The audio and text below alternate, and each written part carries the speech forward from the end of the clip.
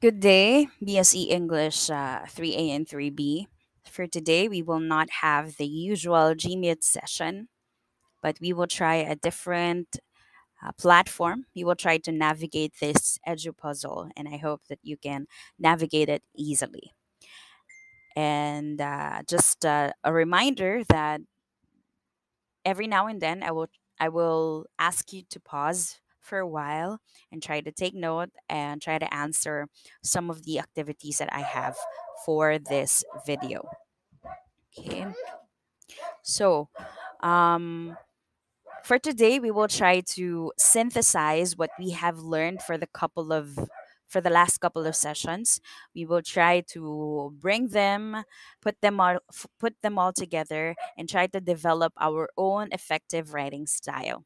This has connection to the last session actually, and you might find them redundant, but it's for you to be able to really develop that skill to put them and bear them in your mind as you will write technical documentation in the next couple of sessions. Okay. So here's the overview of what we will try to decipher or understand for this session. Technical documentation, as you all know, it's intended to communicate information. It's to get your message across to your reader and thinking of your reader beforehand. It's audience centered and it has to be clear and easy to read, knowing that your audience have a busy schedule. Okay. And it should be at the right time to help make decisions and to ultimately support productivity. In any organization, the technical communication should promote productivity, should promote um, ease to your company or to your institution. Designing technical communication is like designing any other product for your intended user. The ultimate goal is to make it user friendly. That's according to last in 2019. So here we have an actual business correspondence. Now, pause for a while and then try to read this paragraph. Answer the questions. Do you understand this letter? Do you remember what you read? Did you even finish reading it? And what could you conclude in observing this letter in connection to technical writing style?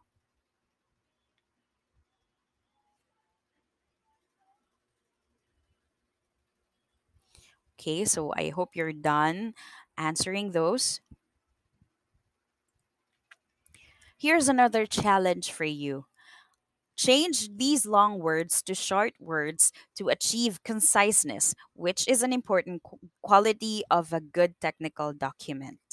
So we have the word utilize, anticipate, cooperate, indicate, initially, presently, prohibit, and inconvenience.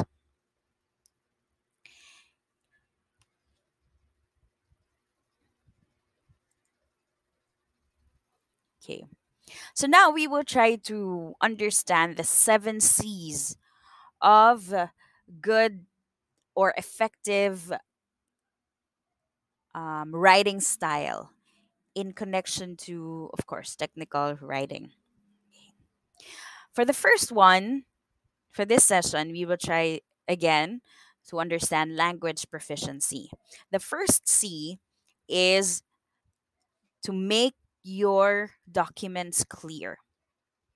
Clear writing involves knowing what you want to say before you say it, meaning you have to make or to create your purpose in mind beforehand, before you write. Okay?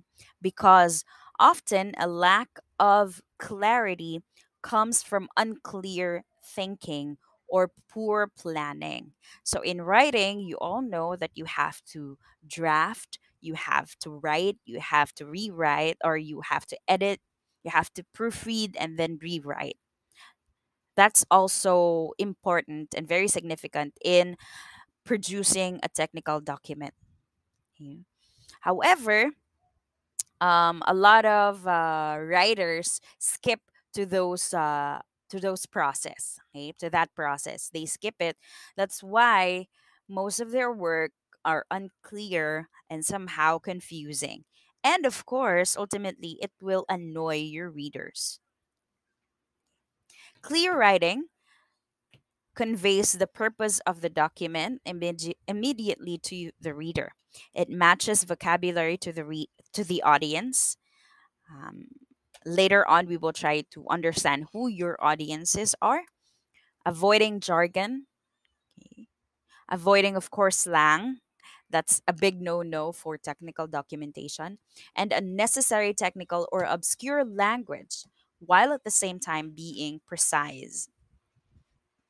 In clarifying your ideas, ensure that each sentence conveys one idea, okay, and that each paragraph thoroughly develops one unified concept.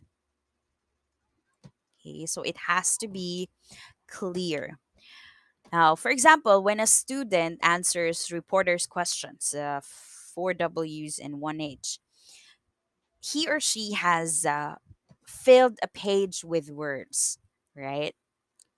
We often do that. We fill a page with so many words, thinking that the more words we write, the better. But in technical writing, that's not the case. Not all words are equal. Okay?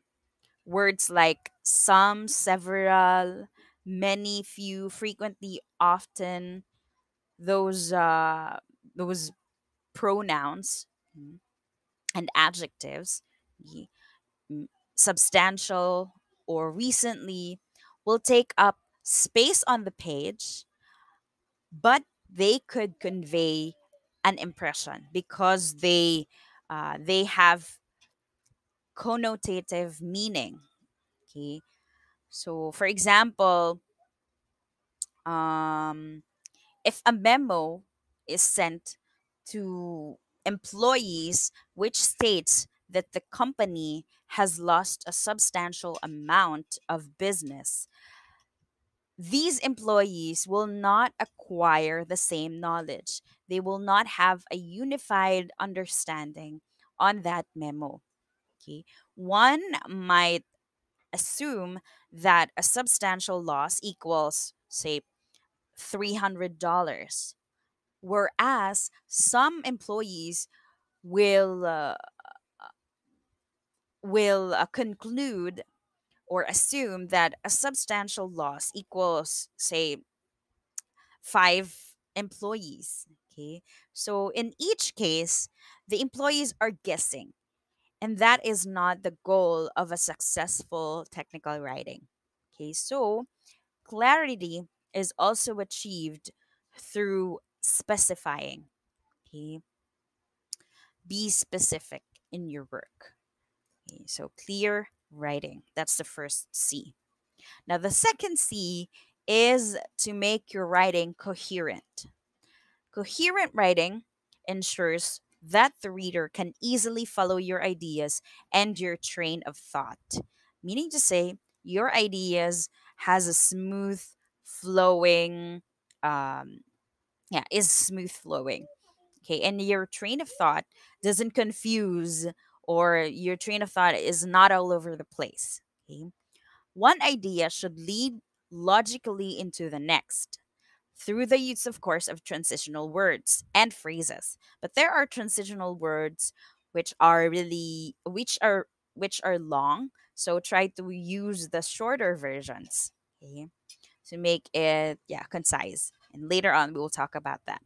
So coherent writing, must you must use transitional words and phrases, structural markers, planned repetition, okay, sentences with clear subjects, headings that are clear, of course, and effective and parallel lists. So if you will enumerate, of course, do not make it in a paragraph form.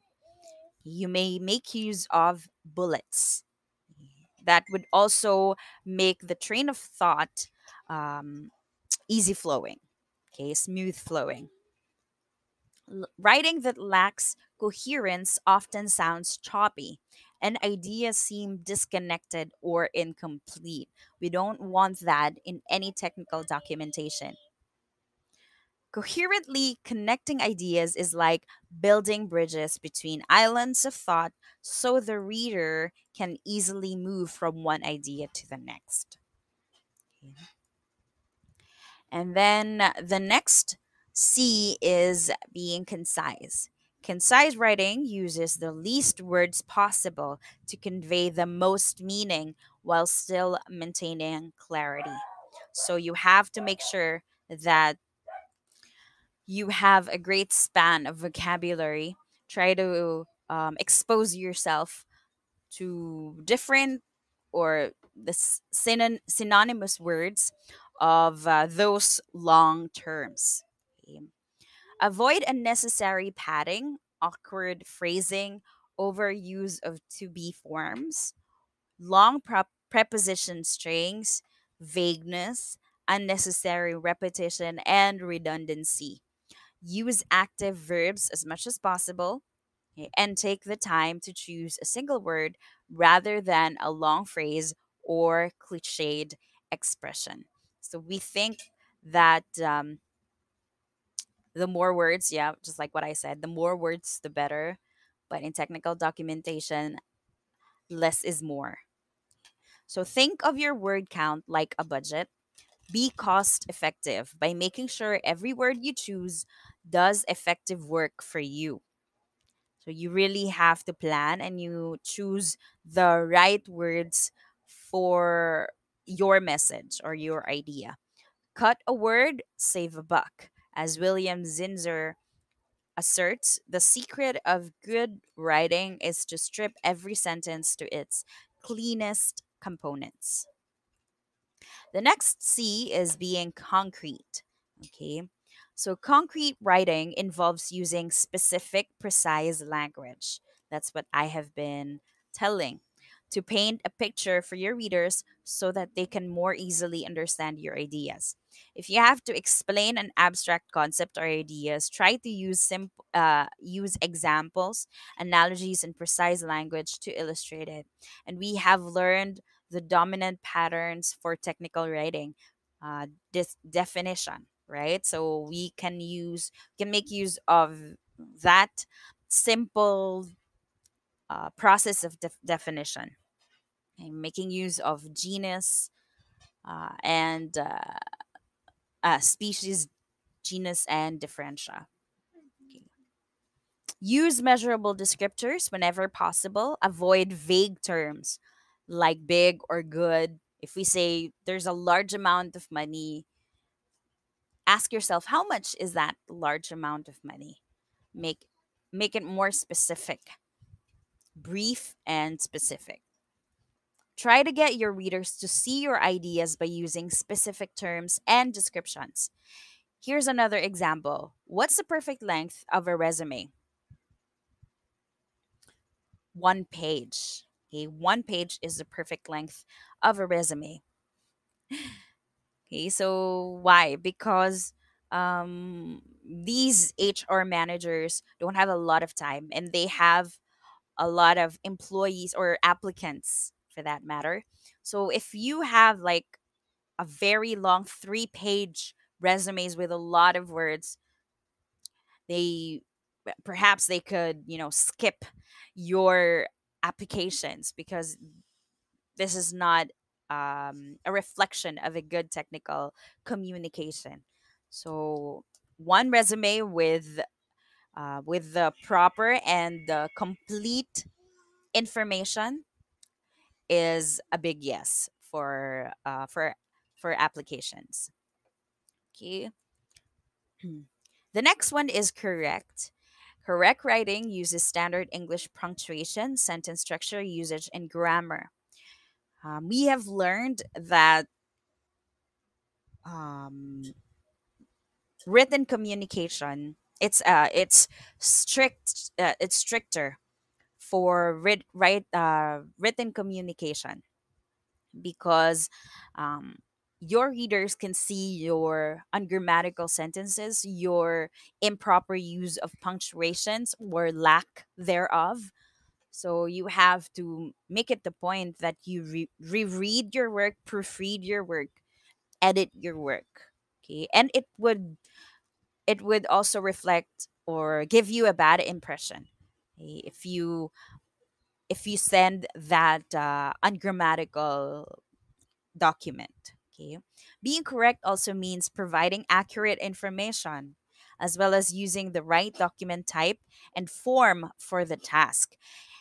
You are aware that there are letter formats. So if you don't follow the formats, it would also give a bad impression to your reader from your reader's end. So you have to um, be certain that you send or submit a correct format, a corrected or yeah corrected format of letter. Okay. The next one is complete. Complete writing includes all requested information and answers all relevant questions. So, for example, you are giving a response letter. You have to make sure that all the questions asked by the consumers or by the original sender are answered. Okay? And all the requested information is written in your document. The more concrete and specific you are, the more likely your document will be complete as well. Review your checklist of specifications before submitting your document to its intended reader. It may sound like it's really hard to create a technical document, but if you if you get the hang of it, if you get used to it, it's going to be a lot easier as compared to writing academically or academically and academic writing like research. This is much easier. Okay? I'm telling you, this is easier.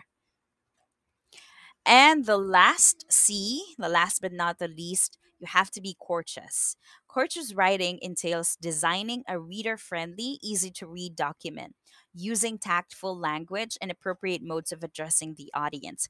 Remember, your you are absent when your audience is reading your work. So you have to make your letter, your document courteous sounding. Okay. You have to use tactful language. You have to be careful and appropriate modes of addressing the audience. You have to know their correct position. Baka mamaya you wrote parang napababa mo pala yung position niya.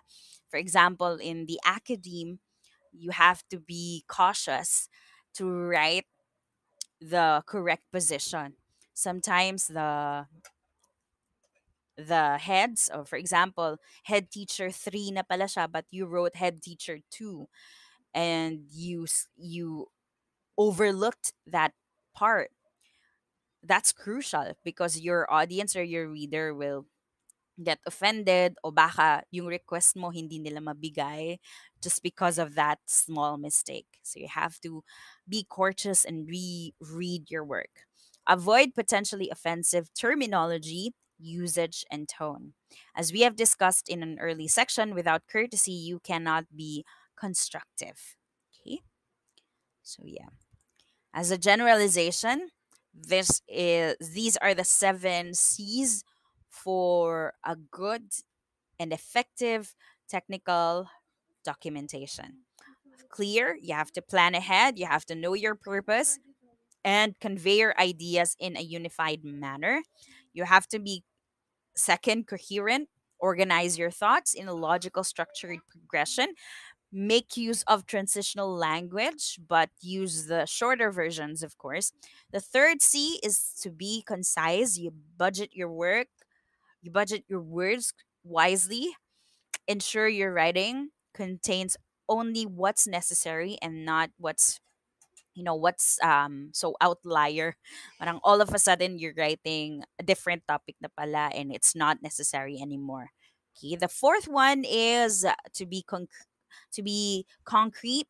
Use specific and precise language. Use measurable descriptors. So if it's you have to make use, or if you need to mention the size, the measurements of that object, then put it into writing instead of saying it's small, it's big, its texture is like this. You try to describe it in a more precise language. Okay? Avoid vague language. The next one is to be correct, adhere to proper grammar, punctuation, and document structure, as well as accurate information. Complete, give all the important information, and answer all the relevant questions. And lastly, to be courteous. Format so that the document is easy to read, use appropriate and tactful language. Now, going back to the paragraph that I showed you in the beginning of this video. Now, reread this paragraph and enumerate the C's that are lacking in this paragraph. You may pause this video. Now, for the assessment, I know that your module has a lot of exercises. So, first, we will try to answer, or you have to do the elaborate part, exercise A. Okay, don't answer the other exercises yet, because this module we will continue next session. Okay, goodbye and God bless.